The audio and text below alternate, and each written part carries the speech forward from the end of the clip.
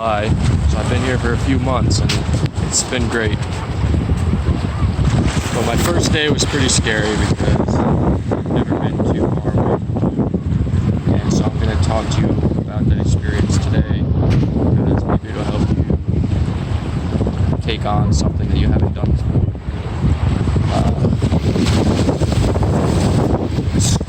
So the great thing about coming to Hawaii is that it's a beautiful island. And the first thing I noticed when I got here was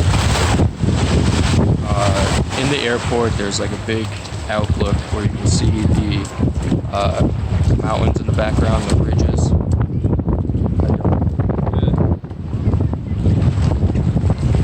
And so that's the first thing I saw once I got off the plane. It was pretty awesome. Felt like I was in Jurassic Park or on a TV show or something. That's alright.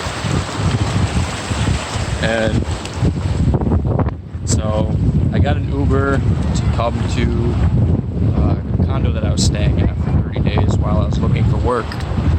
And I was amazed the whole time during the Uber drive because we were driving just down the highway, but there was a whole new scenery. There's a lot of Asian influence in this area, and I hadn't experienced that. I've also never lived in a city before, and so I've never been used to seeing so many buildings other than like on a field trip or something. So it really felt unreal to me to see big mountain ridges that were extremely steep and everything in the background with the city all around me and ocean. It's really something awesome. And so my first day I was pretty tired because I had just gotten off 13-hour flight.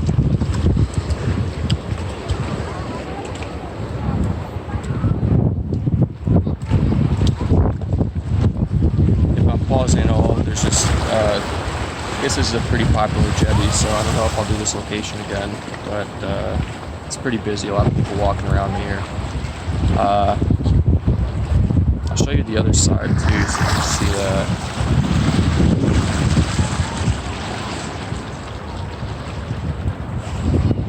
It's really beautiful here. The ocean, very light blue color, which I'm not used to being from Connecticut. It's very dark and a lot of plankton in the water.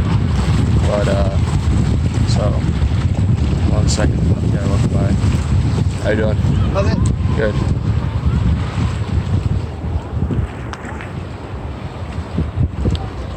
So, yeah, 13-hour flight. I was pretty exhausted. And then there's a 6-hour time difference between Hawaii and Connecticut. So I flew 12 hours, but there was only a 6-hour difference in time. So I think I got here around afternoon, even though I left at 6 in the morning. And I was pretty tired for the rest of the day. It's also really sketchy because I come into this apartment. This is actually a pretty crazy story. And I'm sorry for getting distracted because it's my first video. I'm not new to this whole thing, but it was actually pretty sketchy because I had booked this condo online, followed up via text with the owner of the place, and they were supposed to help coordinate how I'm going to get my keys and everything. It all seemed pretty smooth. They sent me text directions on, how to unlock the lockbox and get the key for the place. So it was all pretty good. But I get to this building after the Uber driver drops me off. And I get to this building, I have all my suitcases, and there's just like a bar to the left, and there's like, I'm definitely at like a residential condo association. So it made sense. I wasn't staying at a hotel, so there's nobody to greet me or anything, so I kind of had to figure it out on my own. I talked to the bartender. I'm like, hey man, is there a lobby or something? I'm supposed to be picking up a key and a lockbox or something.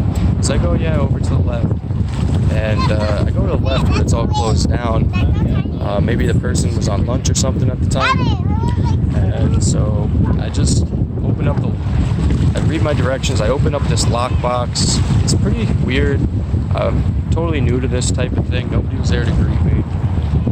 But there's like these little, master locks, and you open them up with a combination code, and then there's a key in it with your room fob and the elevator fob.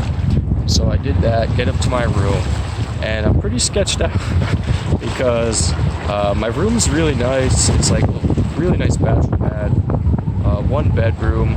I walk around and all the windows, they're not open, but it's all glass, so you can all see through it. And so I wanted to, just close a little bit of the shades, just because I felt like I was really out in the open. Again, I'm new to being in the city and stuff, so normally I'm surrounded by trees. And the shades are all dirty and ripped up, and so I'm like, oh god, where am I? And I go to the sliding glass doors. One of the locks doesn't work, the other one only half works. I'm on the 5th floor, so I'm fairly high up. It's on I have a balcony outside, and I was really hoping that those locks would work, but they really didn't. So I just kind of closed the shades to the bedroom because that also had a really big glass, black sliding glass door. Sorry.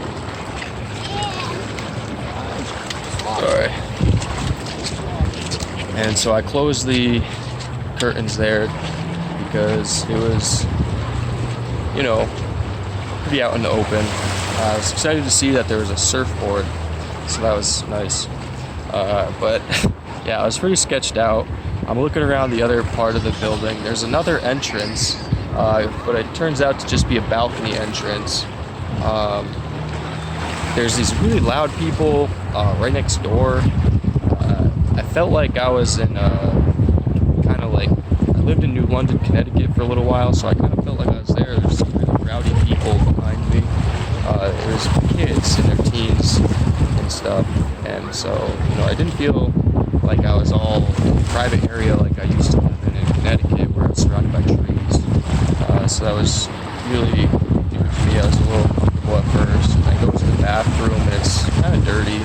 Like the curtain, instead of it being like a normal step-in shower where you just walk in, it was like you kind of had to step up like 2 feet to get into it, and like the shower curtain didn't go all the way to the bottom. It was just kind of like a half curtain, and it was like dirty, like it wasn't clean. It was just like slimy, and so I was really like, and the faucet wasn't new, and I go to the kitchen and the microwave doesn't even have a handle on it, so I'm like prying it open with a spatula.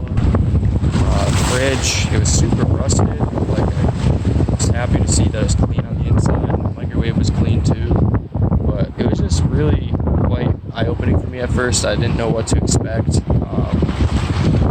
I go downstairs to kind of just walk around. I wanted to walk to the beach the first day and get a feel for where I'm located to the beach, because I knew online when I booked it how far I was, but I wanted to walk around and get a feel for the area.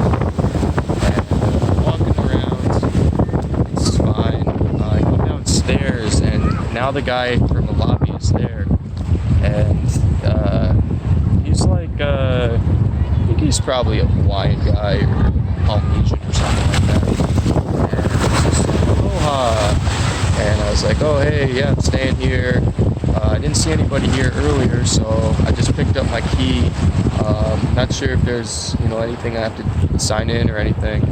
He said, yeah, there's some paperwork because my landlord owns the place, but he's like the property manager or whatever. And so he had me fill out a piece of paper. But it was really weird because I was coming down in my beach gear and stuff, and he was just giving me all these weird looks.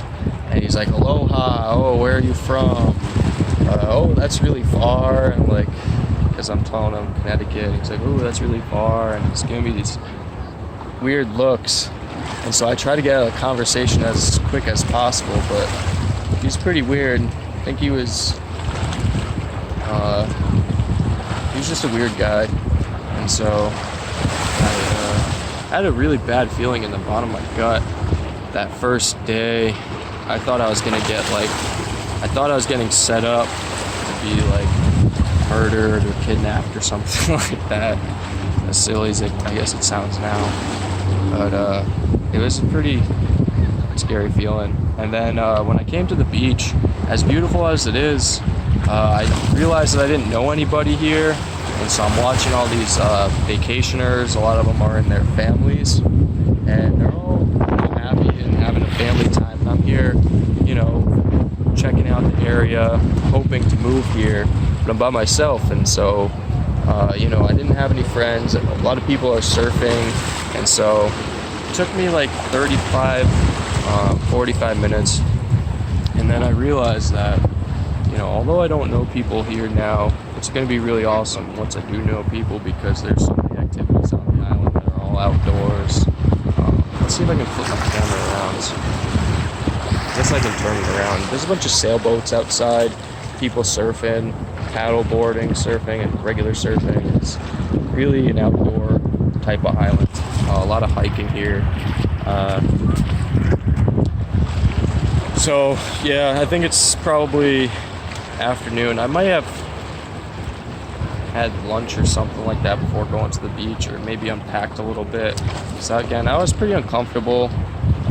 The TV at the apartment was like one of those old box TVs, so it wasn't like, this place really kind of sketched me out. It seemed like a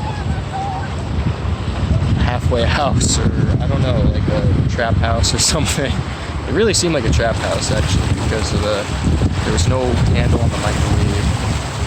Fridge is all rusted, but stuff was clean, and so I don't know, everything actually worked out really well over there after. But I was definitely sketched out the first few days, even a couple weeks there, because that guy was downstairs and he knew what room I was living in, and he kind of sketched me out a bit. So I remember the first night I looked at the kitchen knives, and there was like a really big one, so I slept with that one under my mattress, and just in case, and practice a few moves in case somebody was like there in front of me, how to take them out. I don't know. It was really bizarre, but I was I'm telling you, I was catching some weird vibes. But yeah, everything's great now. I've got a full-time job here in Hawaii. I work 5-6 days a week, and then I go hiking at least once a week and enjoy the beach and made a lot of friends. It's been really good. I feel like I've been happiest I've been in my adult life here. I think when I was about 16 years old, I started to get less happy every year, and so this is like the first year that I'm actually the happiest since probably about then, because it's pretty easy before then, but once you get a little bit older, you start trying to take on more things. At least that's how it was for me. And so I'm really happy that I'm here. I took a chance, took some of my savings to book a condo here for 30 days and look for work, and it worked out, and I'm here in paradise. So I'm gonna have more videos, but I wanted to give you an idea of my first day, how kind of sketchy and scary it was for me. I think I slept in a little bit that first day, but like there's more to it too. Like I remember waking up the first 2 days. I woke up at 3 or 4 in the morning because a rooster was crowing, and I was so surprised because I'm in Honolulu and this is the first city I've lived in. The last thing I ever expected was to be waking up to a rooster. I thought it was like a rooster, maybe like Asian culture or something. Maybe they like have roosters in they eat them or something like that. But what I found out is that there's some really rural areas and there's a lot of chickens. I walk past chickens once in a while, even in Waikiki, especially if you go to like Kailua or Kaneohe. There's actually a lot of chickens and roosters just walking around on, around in shopping plazas and stuff like that. So I guess there was just a rooster by my building the first 2 nights, but I woke up at 3 or 4 in the morning, and I was really disappointed because the rooster crowed for like an hour, 2 hours straight. And then as soon as the rooster stopped crowing, there'd be a garbage truck that would come at about 6 in the morning, and it would come across the street, and there was these really tight dumpsters in a tight parking lot, and there's 3 of them, and it wasn't a full-size dump truck. It was just a regular, it was a big truck, maybe a 350, Ford F-350 with some type of grabber in the back, and it would just kind of pick up the dumpster. It wouldn't actually empty it out anywhere. It would just kind of pick it up. So what the guy would do is he would pick it up and dump it into the adjacent dumpster and then dump that into the other adjacent dumpster. But it would be 6 in the morning, and this guy's in a tight parking lot. Again, he can't fit a full-size dump truck in it. He's like working with like a 350, a Ford F350, and boom, boom, boom, boom, boom, just boom, and it was really, really, really loud. So I didn't get that well of sleep the first few nights, but eventually I kind of learned what to expect, and I'm glad I got out of that place because it was nice and big and it had some great views, but it was pretty loud. It was right across from the International Marketplace, and some people were out drinking at night. I mean, there'd be crowds walking, getting loud around 3 in the morning and stuff. Homeless people too will get loud around here. Not where I'm living now, but down over by the International Marketplace or anywhere there's hotels and stuff. These homeless people get pretty rowdy. They will get, I think it's meth that this is big shit. Get pretty rowdy. It'll be like 3 in the morning, and I'm pretty sure they're high off meth, and they'll be talking about, like, you know, putting their hands on each other and why you stealing my shit, and they'll be screaming. It's very weird. So it's all new to me. I haven't had to deal with that in about a few months. And then the other thing what's great about Honolulu is there's a lot of good bus routes, and for $70 you can get a bus pass that's good for a month, and you can pretty much go anywhere on the island, and for that $70 a month, as long as you're willing to take a long bus ride and maybe merge onto another bus. But yeah, it's really convenient. So I knew that coming in, and so that's what I did for the first few days. I got groceries over at Walmart and took the bus and stuff like that. But I'm gonna make another video soon. We'll see how this one comes out, and I think the next video I'm gonna do why I came to Hawaii. But I did want to give you a glimpse of the first day here because it's a pretty crazy experience, and it's only something you experienced once. So, all right, aloha.